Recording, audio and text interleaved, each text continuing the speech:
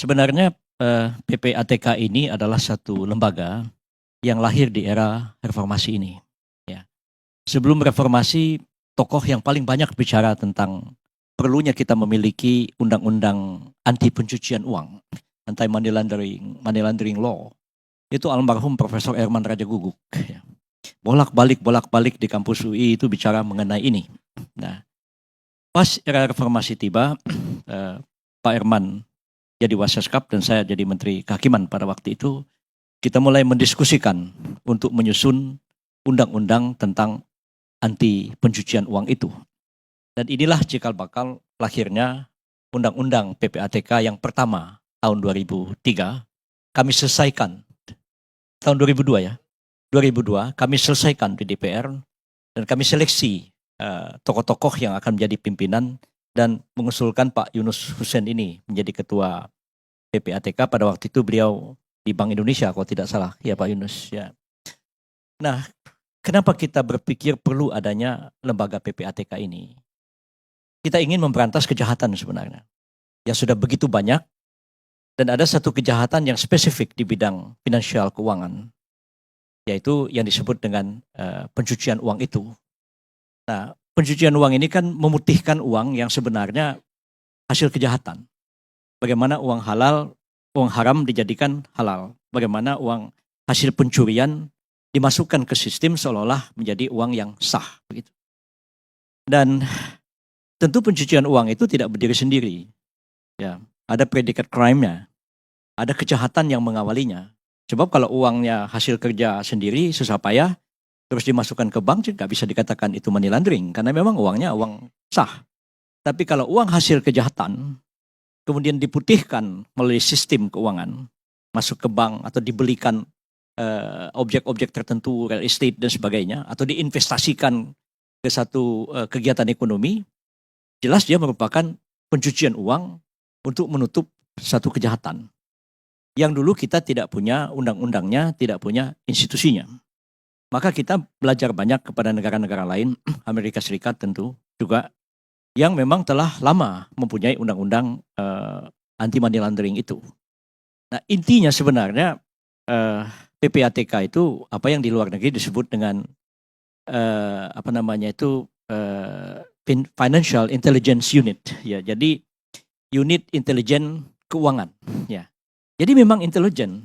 Nah, makanya PPATK itu pusat pelaporan analisis transaksi keuangan. Jadi dia memang bekerja itu seperti intelijen. Dia mendapat laporan dari bank-bank, dia analisis, dan hasil analisisnya itu dituangkan dalam bentuk laporan.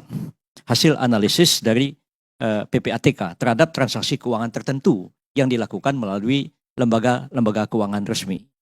Dan sebagai hasil laporan dan analisis intelijen, dia nggak bisa dijadikan alat bukti. Orang yang belajar hukum paham ya. Dan satu hari dikeroyok oleh orang-orang, mungkin CIA barangkali, ketika ada sidang organisasi konferensi Islam membahas masalah terorisme. Saya balik ke hotel kok sekelompok orang ngejar-ngejar saya dan minta saya menangkap Abu Bakar Ba'asyir. Itu, dan saya katakan, dasar apa kami menangkap Abu Bakar Ba'asyir? Dia bilang ini laporan intelijen. Saya kata, saya minta maaf, saya Menteri Kehakiman Indonesia dan kami tidak bisa menangkap orang tanpa bukti permulaan yang cukup. Laporan intelijen tidak bisa dijadikan dasar untuk menangkap orang. Dan saya kira langkah saya tegas sekali. Bukan saya pro teroris, enggak. Bukan saya pengikut Ustadz Abu Bakar Ba'asyir, tidak. Tapi tidak bisa report intelijen CIA misalnya dijadikan dasar untuk menangkap orang. Itu kita senang-menang. Karena itu hasil laporan PPATK itu memang dia bersifat rahasia. Dia nggak bisa dibuka ke publik, tapi dilaporkan secara periodik setahun sekali kepada Menteri Keuangan, kepada Presiden, tapi hasilnya itu disampaikan kepada aparat penegak hukum untuk ditindaklanjuti. Nah, aparat penegak hukum itulah yang harus melihat uang money laundering ini kejahatan pokoknya apa.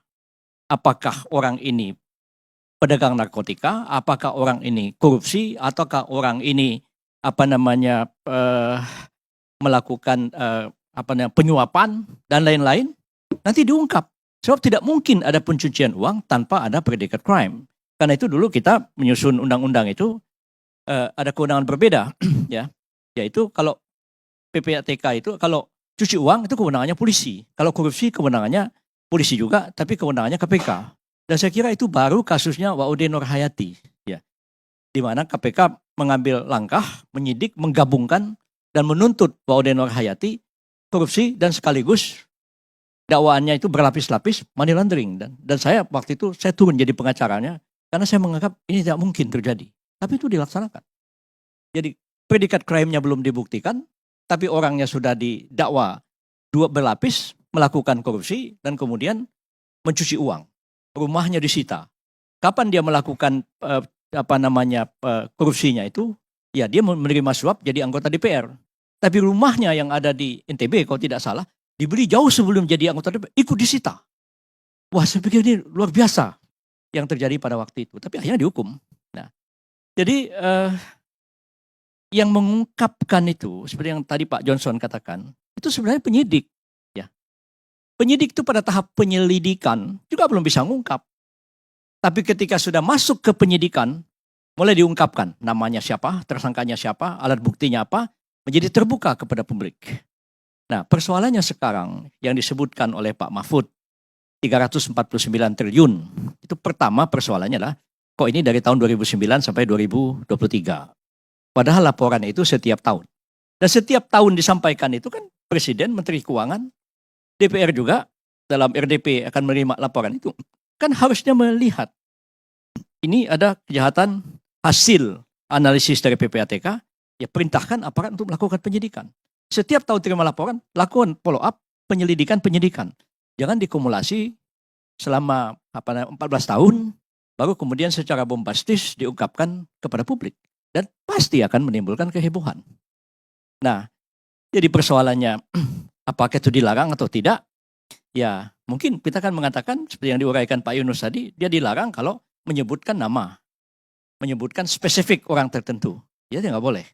Tapi apa yang diungkapkan Pak Mahfud itu, ya, tidak menyebut orang, ya, hanya menyebut jumlah, tapi menyebutkan ini terjadi di Departemen Keuangan, Kementerian Keuangan, Pajak, dan kemudian Bea Cukai. Lalu persoalannya, apa yang ada di benak orang mendengar itu? Kalau sekiranya Pak Mahfud mengumumkan, ini ada 500 triliun uang hasil narkoba yang ada di benak orang, luar biasa di narkoba di negara ini. Atau ini ada transaksi keuangan 100 triliun. Ini misalnya dari ISIS. Oh, ada terorisme. Tapi kalau dikatakan ada 349 triliun, ini sumbernya adalah transaksi keuangan yang mencurigakan terjadi di Kementerian Keuangan, khususnya pajak dan cukai. Apa yang ada di kepala orang? Pertama, pelakunya adalah aparat pajak dan aparat bea cukai. Kedua, uangnya predikat crime-nya apa? Hanya ada dua kemungkinan. Dia disuap oleh pembayar pajak atau orang yang harusnya bayar bea dan cukai. Atau yang ketiga, memang orang bayar pajak, bayar bea, uangnya ditilep sama petugas pajak dan petugas bea cukai. Cuman itu kemungkinannya.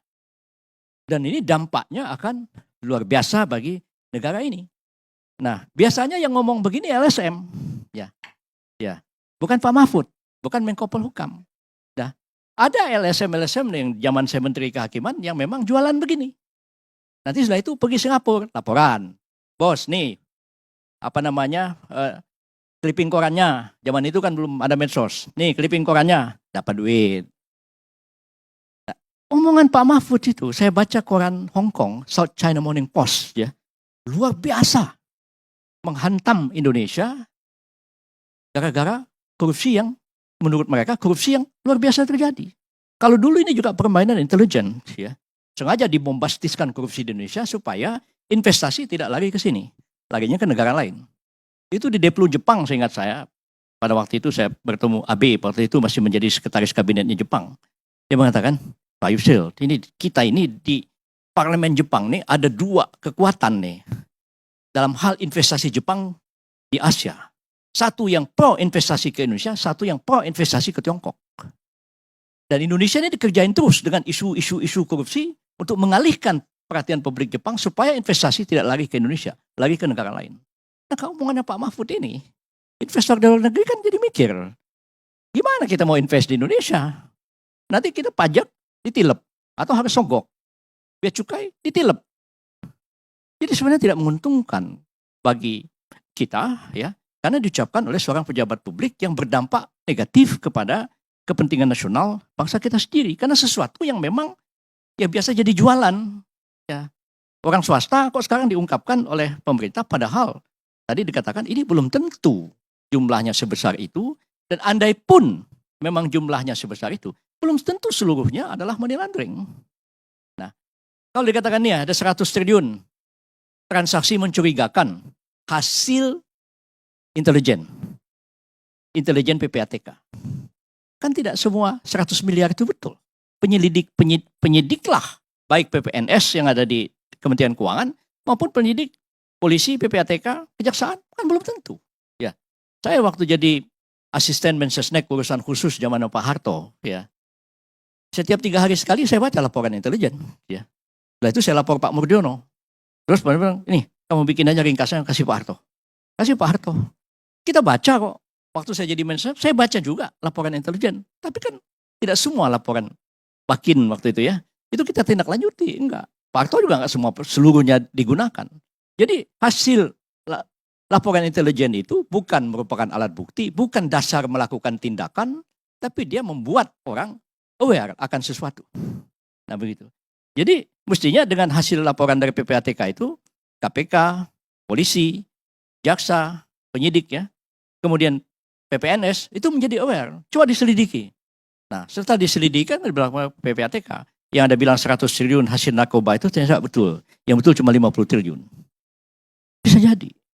Nah jadi saya kira memang kegaduhan-kegaduhan seperti ini tidak ada banyak manfaatnya bagi kepentingan bangsa dan negara, kecuali dia menjadi konsumsi politik ya.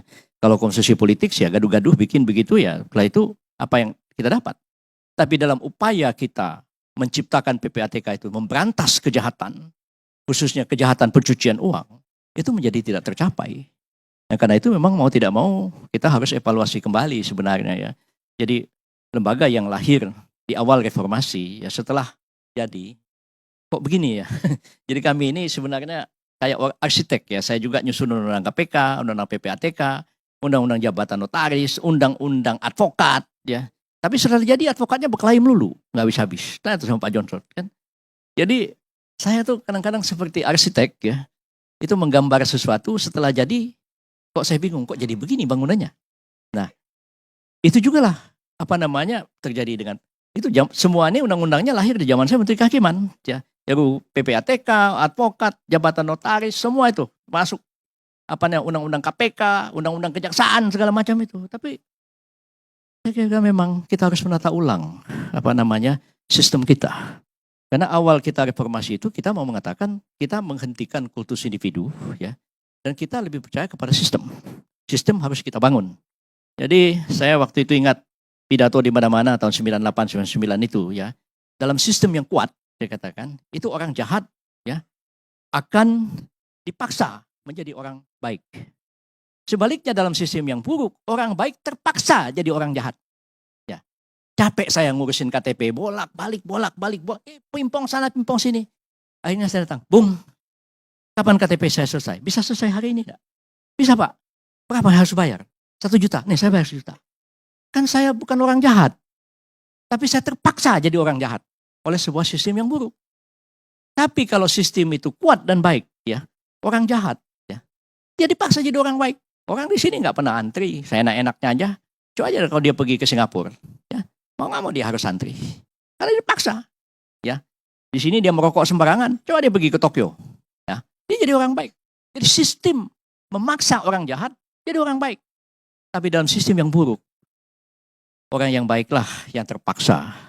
Orang dalam sistem yang buruk ya, orang baiklah yang terpaksa jadi orang jahat. Jadi saya kira setelah reformasi 20 tahun sekarang ini, mesti kita pikir ulang ya. Ini kalau Pak Fahri tadi bicara pemilu. Kita pemilu lagi nih sebentar lagi ya. Pemilu yang bagaimana? Pemilu yang parliamentary threshold-nya 4%, presidential threshold 20%, ya. Artinya kita capek-capek pemilu, itu tidak akan mengubah apa-apa. Karena pemilunya tetap aja pemilu yang mempertahankan sistem yang seperti ini. Nah, jadi saya pikir memang harus kita reformasi ulang ya. kita tata kembali, termasuk UUD 45 kita itu setelah amandemen banyak sekali bolong-bolongnya dan banyak sekali potensial constitutional krisisnya, dan itu bisa lebih buruk daripada UUD 45 sebelum amandemen. UUD 45 sebelum amandemen tuh banyak bolong-bolongnya, tapi dia ditutupi dengan tap-tap MPR. Nah sekarang ini UUD 45-nya bolong-bolongnya begitu banyak, MPR-nya nggak bisa bikin tap. Ngeri keadaan ini. Maksudnya yang saya katakan, misalnya ya UUD 45 itu tegas mengatakan bahwa pemilu 5 tahun sekali, ya kan? Pemilu untuk memilih DPR, DPRD, DPD, Presiden, Wakil Presiden. DPR ini akan berakhir tanggal 1 Oktober 2024. Presiden akan berakhir tanggal 20 Oktober 2024. Tahu-tahu pemilu tidak bisa dilaksanakan.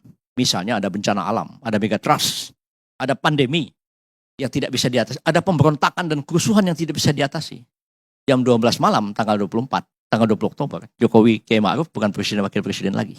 Besok dia muncul di TV, orang bilang, Bapak bukan presiden lagi, Pak. Negara ini chaos. Dulu bisa diatasi, ya MPRS bisa menunjuk pejabat presiden, pengemban super semar jadi pejabat presiden, walaupun mungkin kita ketawain waktu itu. Tapi secara sistem dia bisa mengatasi situasi krisis, ya. Bisa memperpanjang jabatan presiden. Tapi sekarang ini siapa yang bisa memperpanjang jabatan presiden? Siapa yang bisa nunda pemilu? Nggak ada secara institusional. Dan negara ini serius dalam keadaan krisis yang kalau tidak kita pikirkan menyelamatkan bangsa dan negara ini, saya kira hancur negara ini. Ya. Dan orang-orang idealis-idealis seperti bapak-bapak ini semua lah yang ikut bertanggung jawab bagaimana kita dengan idealisme, kemampuan intelektual yang kita miliki barangkali masih punya suara untuk memperbaiki negara ini ke depan. Terima kasih banyak Pak Karno.